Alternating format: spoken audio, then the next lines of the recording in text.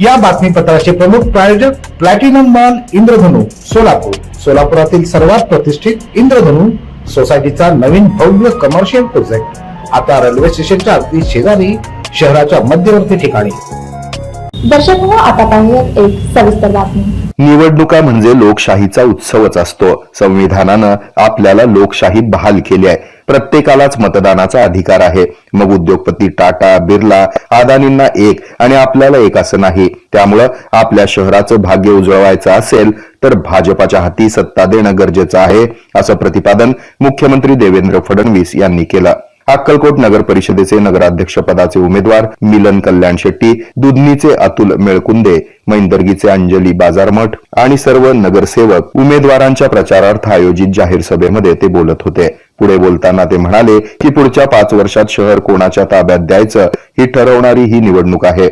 भारत छोट्या छोट्या गावांनी जोडला आहे. शहरांमध्ये सुद्धा लोक राहतात.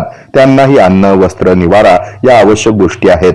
ग्रामीण भागातील परिस्थिती बिघडल्यानं अनेक लोक आता शहरात स्थलांतरित होत आहेत. शहरं वाढली, अतिक्रमण वाढलं, अनेक समस्या निर्माण झाल्या, जलस्रोत प्रदूषित झाले. अशा परिस्थितीत सरकारच्या माध्यमातून निवासी अतिक्रमण नियमित करण्याची योजना मैंदर्गी नगर परिषद निवडणुकीच्या पार्श्वभूमीवर मुख्यमंत्री देवेंद्र फडणवीस यांची भव्य प्रचार सभा पालकमंत्री जयकुमार गोरे यांच्या उपस्थितीत मंगरुळे हायस्कूल पटांगणात अक्कलकोटकरांच्या उदंड प्रतिसादात पार पडली.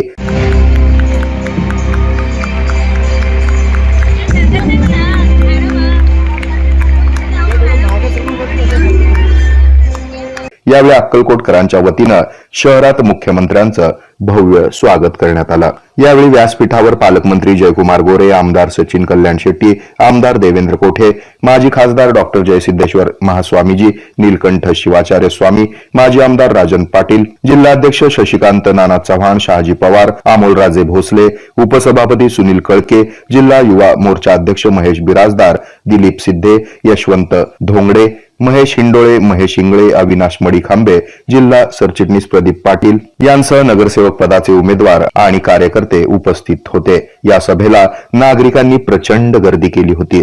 चॅनलला लाईक करा, शेअर करा, सबस्क्राईब करा.